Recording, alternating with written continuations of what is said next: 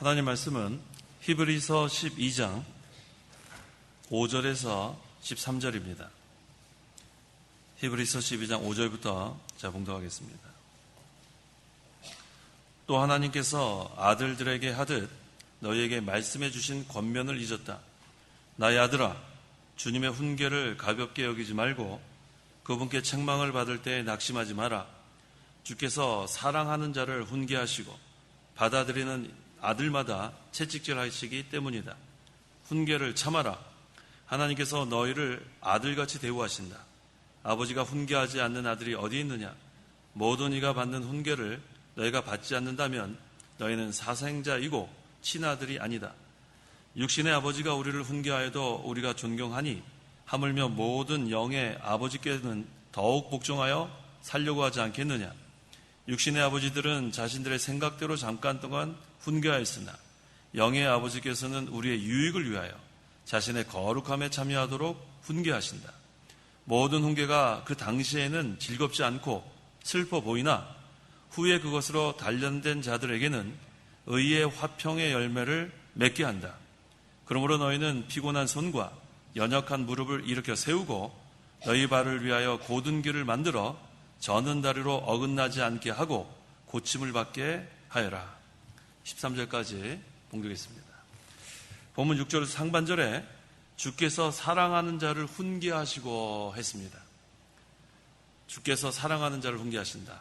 그러므로 이 시간 증거의 말씀의 제목은 주께서 사랑하는 자를 훈계하심, 주께서 사랑하는 자를 훈계하심이란 제목으로 말씀 증거하겠습니다. 5절 또 하나님께서 아들들에게 하듯 너희에게 말씀해 주신 권면을 잊었다. 나의 아들아, 주님의 훈계를 가볍게 여기지 말고 그분께 책망을 받을 때에 낙심하지 마라. 성도가 하나님께로부터 훈계를 받을 때, 또 책망받을 때 낙심하지 마라. 이 중요합니다. 그 이유는 확실하죠. 하나님의 훈계는 성도를 사랑하시기 때문에 이 훈계는 사랑의 훈계라 할 수 있습니다. 하나님의 훈계를 받을 때 성도는 하나님의 훈계가 사랑이기 때문에 반드시 소망이 있습니다. 하나님께서 사랑의 훈계를 통해서 성도를 바로 세우십니다. 그 잠언 3장 11절 12절에 내 아들아, 여호와의 훈계를 거역하지 말고 그분의 책망을 싫어하지 마라. 여호와께서 사랑하시는 자를 꾸짖으시니 마치 아버지가 기뻐하는 자식을 꾸짖는 것 같이 하신다라고 했어요. 이 말씀을 인용한 것이 바로 히브리서 12장 5절입니다. 근데 여기 참 중요한 게 뭐냐면 호칭이 무엇인가를 보세요. 어떤 호칭을 사용하셨나? 나의 뭐라고 했어요? 아들아. 뭐라고 했어요? 나의 아들아. 한번 해보세요. 나의 아들아. 하나님께서 우리를 부르실 때 하는 호칭이에요. 그 다음에 잠언에서는 내 아들아. 이거 얼마나 친근합니까? 우리가 하나님을 아버지하고 부르는 건데 하나님 또 우리를 내 아들아, 나의 아들아. 근데 여기 훈계받는 사람은 그 아들에게는 하나가 더 들어가요. 나의 사랑하는 아들아. 이거 너무 좋지 않아요? 나의 사랑하는 아들아. 훈계하는 자에게는 사랑하는 아들이 됩니다. 예수님을 믿음으로 우리가 하나님의 자녀가 되었는데 그냥 자녀가 아니라 하나님의 사랑하는 자녀가 된 거예요. 그래서 하나님께서 우리를 부를 때 내 아들아, 나의 아들아, 나의 사랑하는 아들아. 그래서 사랑하는 아들에게는 반드시 훈계하신다는 걸 기억하시면 돼요. 하나님께서 아버지이기 때문에 훈계하는 거지 하나님 아버지가 아니면 훈계하지 않습니다. 그래서 하나님께서 우리를 훈계하는 목적은 바로 세우기 위해서. 우리가 잘못된 길을 갈 때 우리 부모님이 훈계하지 않아요? 세상 부모님도 훈계하는데 하나님께서 만약에 우리가 잘못된 길로 가는데 훈계하지 않는 건 아까 뭐라고 했어요? 그 8절에 사생자라 했어요. 사생자. 또 친아들이 아니다. 그런데 우리는 하나님의 사랑하는 아들이기 때문에 우리가 잘못된 길로 갈 때 또 우리가 잘못된 것이 있을 때 반드시 훈계하셔서 우리를 바로 세워주십니다. 그래서 주님이 훈계할 때 그걸 가볍게 여기면 안 돼요. 이 훈계할 때 이것은 하나님이 나를 사랑하시는데 내가 바로 서야 되겠구나. 그래서 하나님께서는 우리 성도 한 사람 한 사람을 훈계할 때가 있고 또 가정을 훈계할 때도 있어요. 가정이 바로 하지 못할 땐 가족들에게 훈계할 때도 있고 또 교회가 잘못될 때는 교회를 훈계할 때도 있어요. 그래서 중요한 것은 뭐냐 하면 사랑하는 성도를 훈계하고 사랑하는 가정을 훈계하고 사랑하는 교회를 훈계한다는 것을 기억하면 낙심하지 않는 거예요. 오히려 훈계가 없으면 그건 낙심해야 됩니다. 그래서 우리가 훈계받을 때는 정신 바짝 차려야 돼요. 하나님께서 왜 훈계하신가?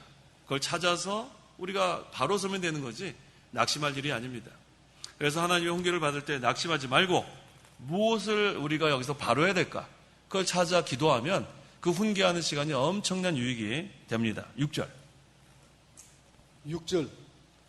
주께서 사랑하는 자를 훈계하시고 받아들이는 아들마다 채찍질 하시기 때문이다. 하나님께서 모든 사람을 훈계하는 건 아니에요. 모든 사람 훈계하지 않습니다. 사랑하는 자만 훈계한다는 거예요. 그게 얼마나 이게 참 위로가 되죠? 사랑하지 않는 자는 내버려 둡니다. 이게 하나님의 방법이에요. 죄를 지어도 사랑하지 않는 자는 내버려 둬요.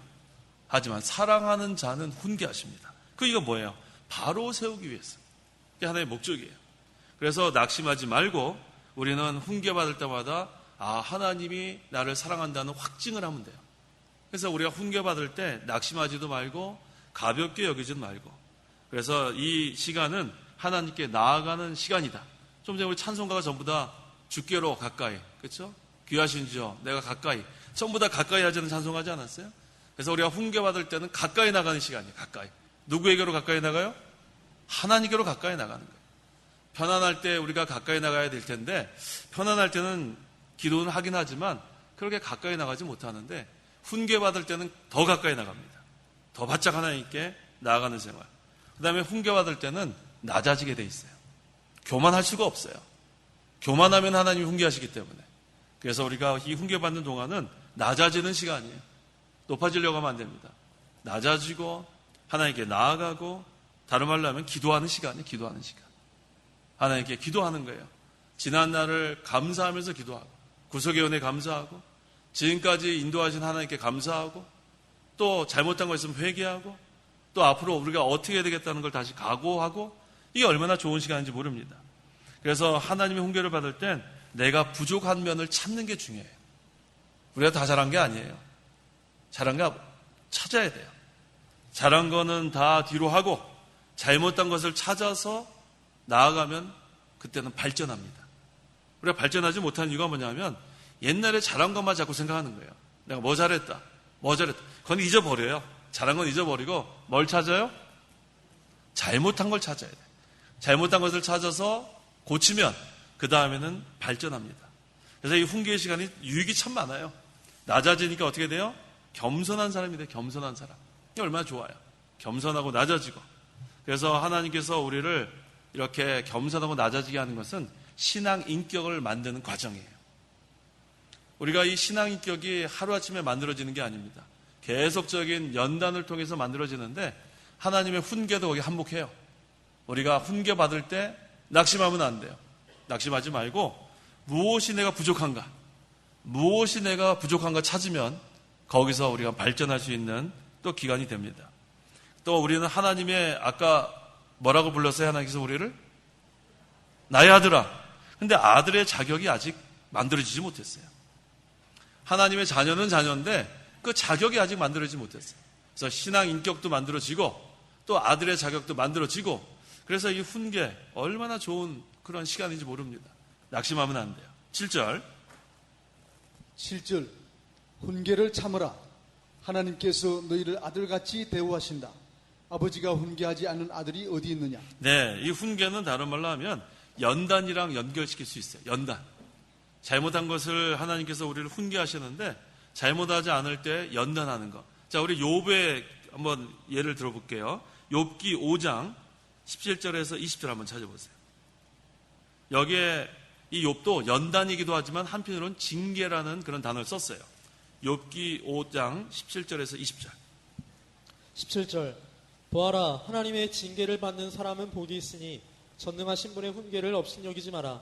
이는 하나님께서 아프게 하시다가 싸매시고 강하게 하시다가 자기 손으로 고쳐주시며 6가지 환난 중에서 너를 구원하실 것이니 7가지 환난 중에서라도 재앙이 내게 미치지 못하게 하시며 기근 때에 너를 굶어 죽지 않게 하시고 전쟁 때에도 칼의 힘에서 구하실 것이다. 자, 여기는 너무나 우리에게 위로가 되는 게 있어요.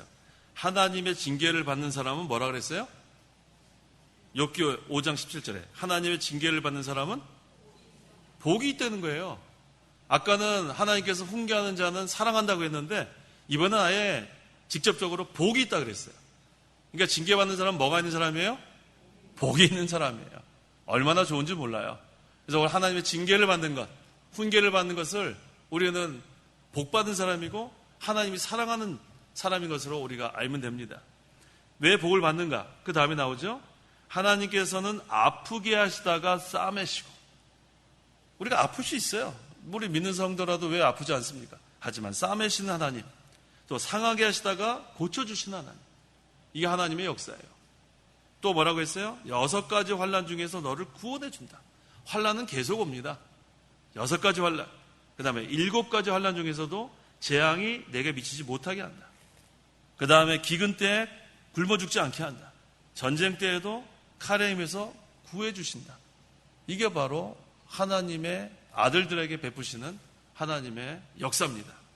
그래서 하나님의 훈계를 받는 사람은 복이 있어요. 아까는 하나님의 사랑을 받는 자라고 했고, 두 번째는 복이 있는 사람. 그래서 우리가 아플 때 하나님께 기도하면 돼요. 아, 하나님 저를 또 훈계하시는군요. 근데 아프다가 어떻게 해주신다고요?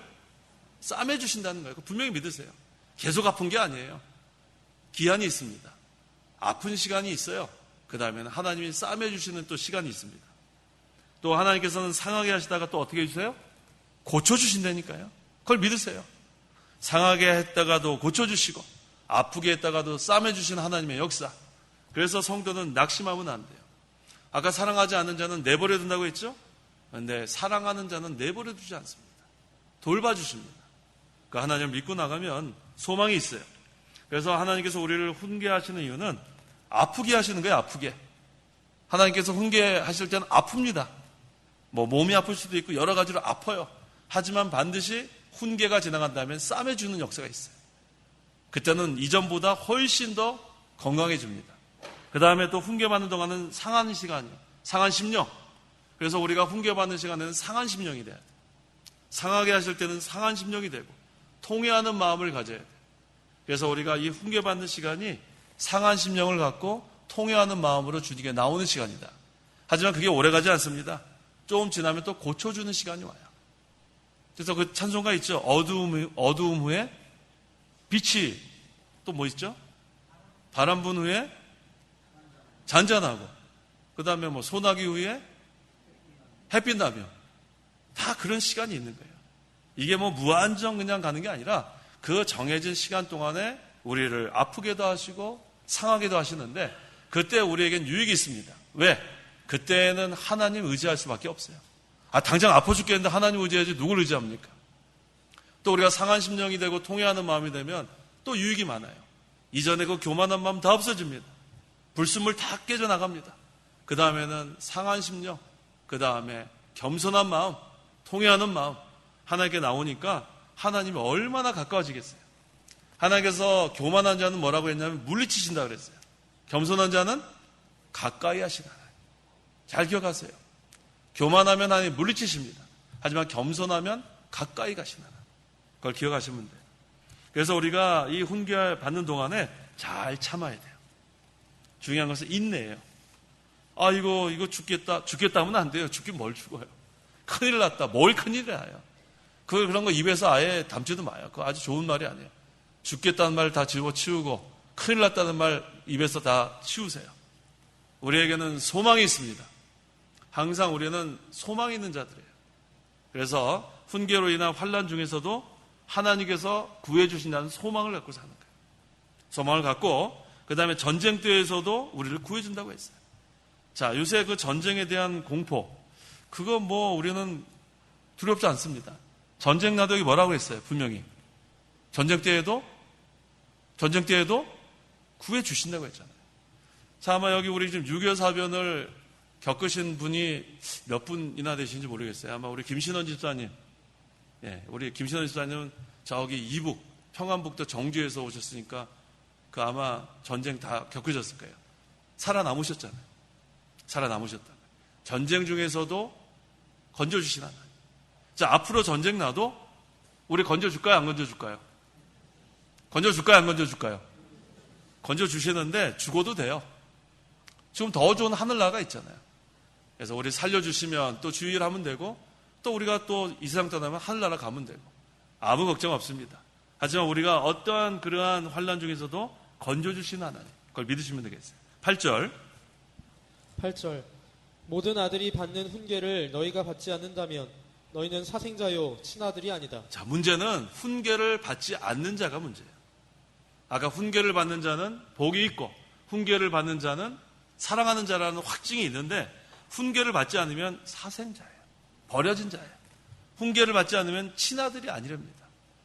자, 그래서 우리가 이 훈계 받지 않으면 그때 두려워해야 돼요. 분명히 죄를 졌는데 훈계 받지 않는다. 그때는 뭐라고 기도하면 좋을까요? 죄를 지었는데 훈계를 하지 않으세요. 그럼 뭐라고 기도하면 될까요? 김현우 반사? 뭐라고 기도하면 되겠어요? 분명히 죄를 졌는데 훈계를 하나님 안 하세요. 야, 이거 큰일 났다. 어떻게 기도하면 되겠어요? 네? 더 회개해야 된다. 좀 더 정확하게. 훈계해달라고 기도해야죠. 훈계해달라고. 훈계가 없으면 훈계해달라고 기도해야 돼요. 아, 다행이다. 하나님 요번에는 잊어버렸나 보다. 그러면 안 돼요. 하나님 어떻게 요번에는 이렇게 내가 죄를 분명히 졌는데 그냥 넘어가는가 보다. 그러면 안 된단 말이에요. 좀 이제 잘 대답했어요. 자기가 잘못하면 먼저 회개하면 돼요. 훈계 받기 전에 회개하는 게 더 중요해요. 그렇게 생각합니다. 훈계 받고도 회개해야 되는데, 우리가 벌써 훈계 받을 만한 일을 했는데도 죄를 진 게 생각이 나면 회개하면 돼요. 아시겠죠? 그래서 우리는 하나님께서 훈계하지 않는다. 이거 기뻐할 게 아니에요. 잘못했는데 훈계하지 않은 거는 여기 있는 그 말씀대로 이것은 하나님께 복받은 자가 아닙니다. 9절. 9절 육신의 아버지가 우리를 훈계하여도 우리가 존경하니 하물며 모든 영의 아버지께는 더욱 복종하여 살려고 하지 않겠느냐. 자, 육신의 아버지가 우리를 훈계해도 아버지 존경해야죠. 그런데 하물며 모든 영의 아버지, 하나님 아버지를 말하는 거예요. 더욱 복종하여 살려고 하지 않겠느냐. 그래서 하나님께서 훈계하실 때는 하나님 왜 나만 자꾸만 이러십니까? 이러면 안 된다는 거예요. 왜 자꾸 나한테만 이러십니까? 이러면 안 된다는 거예요. 우리가 훈계 받을 때에는 하나님 감사합니다. 또 이렇게 저를 사랑해 하시는군요. 또 무슨 복을 주시려고 그렇게 하십니까? 감사하고 더욱 복종하는 그러한 성도가 되라는 말씀입니다. 10절.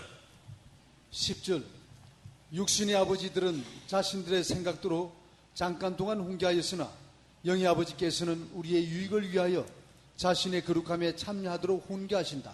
예, 하나님 아버지께서 우리를 훈계할 때는 반드시 뭐가 있냐면 유익이 있어요. 그걸 기억하세요. 어떤 일을 당하든지 하나님이 허락하지 않으면 일어나지 않는 줄 아시면 돼요. 무슨 일을 당하든지 하나님이 허락해야지만 일어납니다. 자, 그렇다면 하나님께서 우리를 훈계하실 때도 하나님께서 우리에게 유익을 주기 위해서 하신다는 걸 믿으면 돼요. 그래서 훈계한 다음엔 반드시 유익이 있다. 이거는 뭐 분명 하나님 약속이에요. 그래서 하나님께서 사랑의 훈계를 할 때는 성도에게는 유익이 있다. 그래서 이 육신의 아버지와 하나님 아버지의 차이는 뭐냐면, 육신의 아버지는 자녀들을 훈계할 때 감정에 치우칠 때 있죠. 가뜩이나 어디 좀 폭발해야 되겠는데, 아이 잘 됐다. 그러면서 막 자녀에게 하는 경우가 있어요. 육신의 아버지는. 하지만 하나님 아버지는 그런 경우가 없어요. 공평하신 하나님. 하나님의 훈계는 공정합니다. 형평성이 있어요. 육신의 아버지와 다르다는 거예요. 그래서 우리 육신의 아버지도 사실은 그렇게 감정적으로 막 이렇게 혼내준 다음에 맨 나중에 와갖고 뭐라 그러죠? 너 잘 되라고 한 거야. 두들겨 팬 다음에도 너 잘 되라고 한 거야. 반드시 그런단 말이에요. 근데 하나님은 그렇게 두들겨 패시는 하나님이 아니에요. 훈계란 단어를 우리가 잘 알아야 돼요. 훈계가 무엇인가? 그 훈계란 단어가 파이데오라는 그러한 헬러예요. 이게 무슨 뜻이냐면 훈련시킨다는 뜻이 있고 채찍질한다는 뜻이 있어요. 두 가지 뜻이 있어요. 세 가지 뜻이네요. 하나는 가르친다. 이 세 가지 뜻이 있습니다. 그래서 이 파이듀오라는 이 단어가 세 가지 뜻이에요. 가르친다, 채찍질한다, 그 다음에 훈련한다. 그래서 이전에 우리 그 개혁성경에는 그냥 징계란 말을 썼는데, 이 징계하면 채찍질한다는 의미밖에 없죠. 그래서 훈련하고 그 다음에 징계하면서 가르친다. 이 세 가지 뜻이 있어요. 그래서 이 세 가지 하나님께서 사용하시는 거예요. 그래서 하나님께서 우리를 훈계하시는 이유는 뭐냐면, 여기 나오죠? 10절 하반절에 영의 아버지께서는 우리의 유익을 위하여 그 다음에 뭐라고 했어요? 자신의 거룩함에 참여하도록. 이게 중요한 거예요. 왜 훈계하시는가? 유익이 있는데 어떤 유익이 있는가? 하나님의 거룩함에 참여하도록 훈계하는 거예요. 거룩의 뜻은 또 뭐죠? 구별되다. 또 하나는 정결하다. 거룩의 뜻은 두 가지예요. 구별되다, 정결하다. 그러니까 하나님께서 우리를 훈계하시는 것은 구별되게 살게 하려고, 또 하나는 정결하게 하려고. 그래서 훈계받는 동안에 불순물 다 빠져나가는 거예요. 정결해지는 시간입니다. 또 구별된 하나님의 자녀로서의 삶을 살게 되는 거예요. 그래서 우리가 이 거룩함에 참여하게 되면 어떤 유익이냐면 새 사람을 입는 시간이에요. 우리 에베소서 4장 24절에 뭐라고 했냐면 하나님을 따라 진리의 의와 거룩함으로 지으심을 받은 새 사람을 입어라. 그래서 이 훈계받는 시간은 새 사람 입는 시간이에요. 새 사람 입는 시간. 그러면 뭐가 깨져나가냐면 옛사람이 깨져나가요. 로마서 6장 6절에 옛사람은 예수님과 함께 십자가에 못 박혔는데 그 못 박힌 옛사람이 자꾸 스물스물 우리를 속에서 나오려고 할 때 이 훈계 받으면서 그건 깨져나가고 그 다음에 진리의 의와 거룩함으로 지으심을 받은 새 사람을 입는 시간이 바로 훈계 받는 시간이에요. 이게 바로 유익한 시간이라는 거예요. 얼마나 좋습니까? 그래서 우리에게 어떤 유익이 있는가? 하나님의 거룩함에 참여하는 유익이 있는데 이 거룩하게 참여하는 유익은 새 사람을 입는 시간이에요. 아까 우리 지현주 집사님 세 가지 아까 기도 잘했어요. 뭐였어요? 진리와 의와 거룩. 한번 따라해 보세요. 진리와 의와 거룩. 이게 바로 새 사람이에요. 진리로 만들어지고 의로 만들어지고 거룩함으로 만들어지는 이것이 바로 새 사람인데 이 새 사람 있는 기간이 바로 훈계받는 시간이에요. 그래서 우리의 유익을 위하여 자신의 거룩함에 참여하도록 영의 아버지께서 우리를 훈계하신다는 거. 그거 기억하시면 되겠습니다. 그러니까 얼마나 좋아요. 옛사람은 깨져 나가고 새 사람을 입는 시간. 근데 우리는 항상 이 속에서 이 두 가지가 싸우는 거예요. 옛사람과 새사람과의 싸움. 이걸 신자의 내적 투쟁이라고 합니다. 이거에서 벗어난 예외의 사람은 하나도 없어요. 옛사람이 있고 새사람이 있고. 그런데 이 옛사람, 이것은 어떤 옛사람인가? 에베소서 4장 22절. 22절. 너희가 거짓된 욕망을 따라 썩어져가는 구습을 따라 사는 옛사람을 벗어버리고. 자, 이 옛사람은 뭐냐면 거짓된 욕망을 따라 사는 거예요. 거짓된 욕망. 다른 말로 하면 욕심, 야망. 이게 거짓된 거예요. 앞에 근데 거짓된 게 들어가는 거예요. 우리가 옛사람 벗어버리라고 그랬는데 이 옛사람은 어떤가? 욕심으로 가득 차 있는 거예요. 욕심. 욕망으로 가득 차 있는 거예요. 이게 깨져나가야 새 사람이 있습니다. 두 개를 다 갖고 있으면 안 돼요. 욕심이 썩어져가는 구습을 따라 사는 옛사람 벗어버리고가 먼저예요. 자, 옛사람 위에다가 새사람 입는 게 아니에요. 헷갈리시면 안 돼요. 처음에 뭘 벗어버려요? 옛사람 벗어버려야 새사람을 입는 거예요. 옛사람 위에다가 새사람 덧입는 게 아니에요. 그걸 잘 기억하세요. 그건 뭘 의미하는가? 회개부터 하라는 거예요. 회개부터 해라. 회개부터 해서 옛사람은 벗어버리고 그 다음에 새사람을 입는 생활. 근데 이 기간이 언제냐면 훈계받는 기간이에요. 이것이 이루어지는 거예요. 우리가 훈계받는 동안에 옛사람은 벗어버리게 돼 있어요. 더 이상 욕심이 어디 있어요? 욕심이. 하나님께 훈계받고 있는데. 욕심이 어디 있고 욕망이 어디 있어요? 썩어져가는 구습을 따라 사는 거 다 깨어져 나갑니다. 그 다음에는 진리와 의와 거룩, 이 세 사람으로 입는 생활. 참 중요합니다. 11절. 11절. 모든 훈계가 그 당시에는 즐겁지 않고 슬퍼 보이나 후에 그것으로 단련된 자들에게는 의와 화평의 열매를 맺게 한다. 자, 그런데 모든 훈계가 그 당시에는 뭐라고요? 즐겁지 않고 슬퍼 보여요. 이것 때문에 낙심하는 거예요. 아, 하나님, 훈계가 좋은 건 알겠는데 즐겁진 않아요. 훈계가 좋은 건 알겠는데 너무 슬퍼요. 그만 된다는 거예요. 그것은 이 훈계 기간을 유익한 시간으로 보내지 않습니다. 그래서 훈계받는 시간에는 낙심하면 안 되고 슬퍼하면 안 돼요. 왜? 반드시 어두움 위에 빛이 있다는 거예요. 소나기 위에 햇빛 난다는 거예요. 슬픔 다음에 기쁨이 있다는 거예요. 그래서 이 하나님의 훈계가 사랑의 훈계라는 걸 우리가 알면 이것을 극복할 수 있습니다. 그래서 낙심하면 안 돼. 낙심하면 안 돼. 낙심하면 그건 집니다. 그래서 아까 제가 훈계하고 그 연단, 단련하고 연결시키라고 그랬죠? 우리가 잘 아는 내용이에요. 욥기 23장 10절. 이거 뭐 요절로 다 외우는 거예요. 나의 가는 길을 한번 읽어보세요. 10절. 나의 가는 길을 오직 그분이 아시니 그분이 나를 단련하신 후에는 내가 정금같이 나올 것이다. 네, 바로 이거예요. 훈계와 연단은 같이 있어야 돼요. 훈계 받는 동안이 연단 받는 기간으로 알면 돼요. 훈계 받는 기간이 그래서 유익합니다. 아까 뭐라 그랬어요? 하나님의 거룩함에 참여하는 기간이라고 그러지 않았어요? 이 연단 기간이 바로 하나님의 거룩함에 참여하는 기간이고 옛사람을 벗어버리고 새사람을 입는 기간이기 때문에 이 훈계하는 기간은 우리를 연단하는 기간으로 우리가 믿으면 됩니다. 그래서 나를 단련하신 후에는 내가 정금같이 나오고 불순물 다 빠져나가요. 불순물. 정금은 불순물 다 빠져나간 금이 정금입니다. 그래서 이 훈계, 이 단련 얼마나 유익한지 몰라요. 우리가 깨끗한 것 같지만 불순물이 너무 많아요. 그거 깨져나가려면 훈계 받아야 합니다. 그 다음에 정금은 강합니다. 그래서 이전에 약했는데 훈계 한번 받고 나면 연단 한번 받고 나면 그만큼 강해지는 거예요. 그걸 우리가 믿고 나가면 얼마나 우리에게 유익이 많은지 알 수 있어요. 그 다음에 뭐라고 했냐면 단련된 자들에게는 의와 화평의 열매를 맺게 한다. 훈계 잘 받고 나면 열매를 맺어요. 어떤 열매를 맺는가? 의의 열매, 화평의 열매. 얼마나 이게 큰 유익이에요. 이전에 불의한 그런 생활을 하다가 훈계 한번 받고 나면 단련 받고 나면 그 다음에는 의의 사람으로 굳건히 섭니다. 이전에는 그렇게 화평하지 못됐던 사람이 훈계 한번 받고 나면 화평의 사람, 화목하는 사람으로 변화가 된다는 거예요. 이게 참 중요합니다.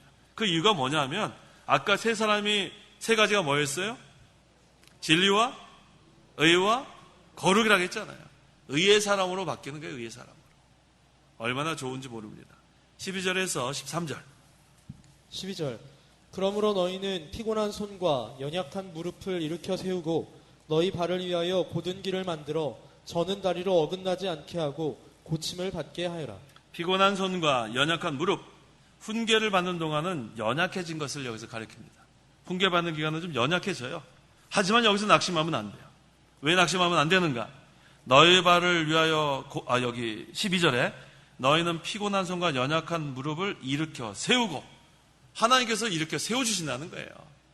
우리는 여기 있는 말씀 그대로 피곤하고 연약한데 하나님께서 일으켜 세워주신다고 그걸 믿고 나가십니다.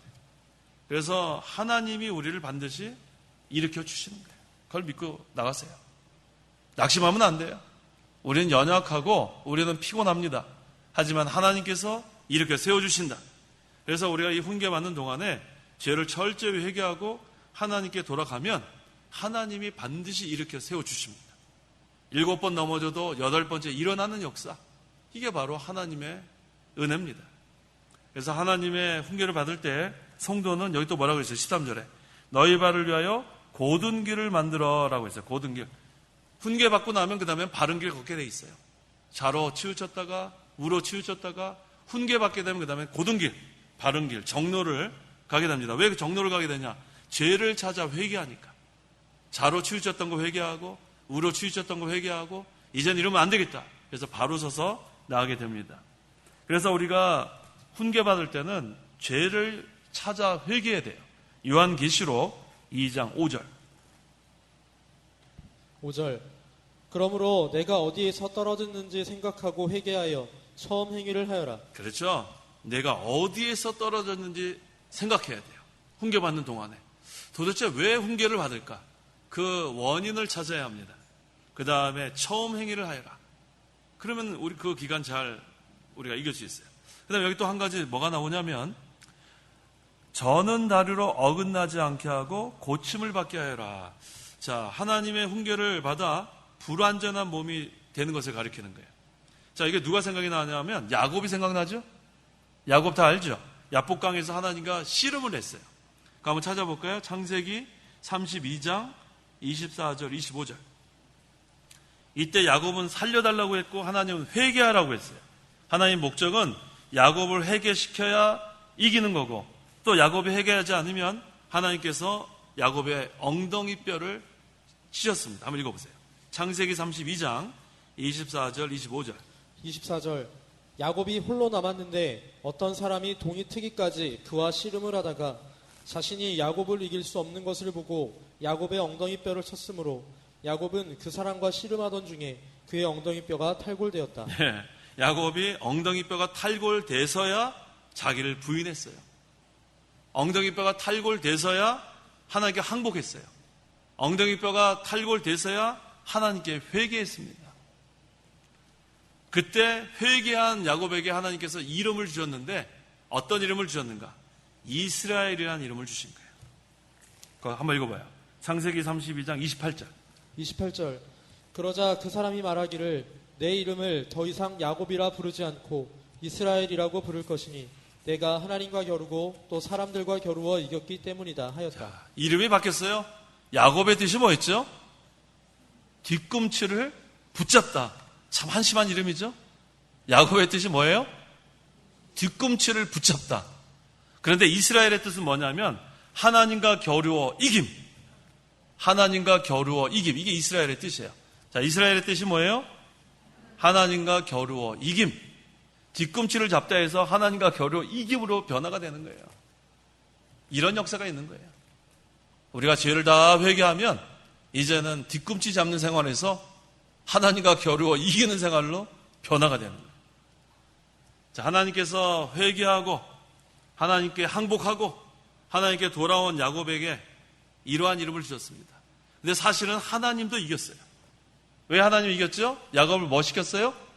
회개시켰단 말이에요. 그 다음에 야곱은 하나님께 복종했어요. 그러니까 하나님도 이겼고 야곱도 이긴 거예요. 그래서 이거 우리 요즘 잘 쓰는 말이죠. 윈윈. 윈윈이 뭐예요? 윈윈이 뭐예요? 둘 다 이기는 게 윈윈이에요. 둘 다 이기는 거. 하나님도 이기고 야곱도 이기고. 하나님은 야곱을 회개시켜서 이긴 거고 야곱은 하나님께 복종해서 이긴 거고 윈윈입니다. 이제 야곱은 더 이상 뒤꿈치 붙잡는 생활을 하지 않는 거예요. 성도 여러분, 뒤꿈치 붙잡는 생활 하지 마세요. 뒤꿈치 붙잡아서 되겠는 말이에요. 뒤꿈치 붙잡아서. 이제는 이기는 생활을 해야 돼. 승리하는 생활. 날마다 이기고 또 이긴다. 뭐라고 했어요? 용기를 내라. 내가 어저께 했잖아요. 교사 강습회. 용기를 내라. 내가 세상을 이겼다. 요한복음 16장 33절. 한번 따라해 보세요. 용기를 내라. 내가 세상을 이겼다. 오늘 저녁 안 잡수셨어요? 저녁 잡수신 분 좀 크게 해보세요. 자, 다시. 용기를 내라. 내가 세상을 이겼다. 이게 바로 이스라엘의 생활이에요. 이스라엘의 생활. 이제 야곱의 생활은 여기서 끝. 언제까지 뒤꿈치 붙잡으려고 그래요? 언제까지? 뒤꿈치 붙잡는 건 여기서 그만두고 이제는 이기는 생활. 용기를 내라. 내가 세상을 이겼다. 이게 바로 이스라엘의 생활이에요. 그래서 우리가 하나님의 훈계를 받고 이제 하나님께 죄를 다 회개하면 이제는 뒤꿈치 잡는 생활에서 승리하는 생활로 변화가 되는 거예요. 그래서 우리가 이제 기도 많이 하세요. 기도 많이 하고 성경 말씀 순종하고 예배에 참석하는데 힘쓰고 이게 바로 은혜 생활하는 거예요. 이제는 우리의 신앙의 저는 자리를 고쳐서 신앙의 다른 박질을 할 수 있게 만들어 주신 거예요. 뭐라 그랬어요? 13절에 저는 다리로 어긋나지 않게 하고 고침을 받게 하여라. 이제는 절던 다리가 고침을 받아서 어떻게 돼요? 신앙의 다른 박질, 뛰던 다리로 바뀐 거예요. 영적으로. 옛날에는 영적으로는 우리가 신앙의 다른 박질 할 수 없었어요. 하지만 이제는 나이마다 새 힘을 주시기 때문에 청년이라도 넘어지고 자빠지지만 우리는 어떻게 돼요? 나이마다 새 힘을 줘요. 그래서 독수리가 날개친 것 같이 올라가고 푯대를 향하여 다른 박질하는 생활 잘할 수 있습니다. 자, 이 시간 제목이 주께서 사랑하는 자를 훈계하심. 자, 이제 훈계 받을 만해요? 훈계 받을 만해요? 훈계 받는 거 좋은 겁니다. 얼마나 좋아요. 훈계 받는 자, 징계 받는 자가 복이 있다. 하나님 사랑하는 자만 훈계한다. 훈계하는 데는 유익이 있다. 하나님의 거룩함에 참여하려는 것이 목적이다. 옛사람을 벗어버리고 새 사람을 입는 기간이다. 그 새 사람이 무엇인가? 진리와 의와 거룩. 얼마나 좋아요. 그 다음에 훈계받는 동안에 뒤꿈치 잡던 생활 다 이제는 회개하고 이스라엘로 변화가 돼야 돼요. 이스라엘의 뜻이 뭐예요? 하나님과 겨루어 이김. 이제는 우리가 예수님께서 세상을 이겼기 때문에 이제 우리도 이제 이스라엘의 생활을 충분히 할 수 있습니다. 기도하십시오. 기도하겠습니다. 하나님 아버지 감사합니다. 허물가저로 영원히 죽을 수밖에 없던 죄인들을 구원하여 주시고 저희를 지금까지 인도하신 하나님 감사합니다. 하지만 우리가 하나님 앞에 너무나 잘못한 것이 많고 부족하고 연약합니다. 하나님께서 우리를 사랑하시기 때문에 훈계하신다고 했사오니 훈계를 받을 때 하나님께서 사랑하는 것을 생각할 때 너무 감사합니다. 또 징계받는 자, 훈계받는 자가 복이 있다고 했습니다. 이것이 큰 복이라고 했습니다. 또 하나님의 거룩함에 참여하는 유익이 있고 옛사람을 벗어버리고 새 사람이 입는 생활 할 수 있고 또 우리가 뒤꿈치 잡는 생활하다가 죄를 다 회개하고 이제는 이스라엘 승리의 생활할 수 있게 하신 하나님 감사합니다. 훈계받는 동안에 잠시 동안은 즐거워 보이지 않고 또 슬퍼 보인다고 했지만 그것은 인간의 생각이고 인간의 생각으로 낙심하지 아니하고 하나님께만 소망을 두고 하나님께서 도와주고 건져줄 걸 믿고 이 훈계받는 이 유익한 시간을 감사로 잘 인내하며 통과할 수 있도록 도와주시옵소서. 이제는 뒤꿈치 잡는 생활에서 이스라엘 승리자로서의 생활을 잘하는 우리 모든 성도들에게 도와주시옵소서. 예수님의 이름으로 기도하옵나이다. 아멘. 찬송가 458장, 새 찬송가 405장, 458장, 405장.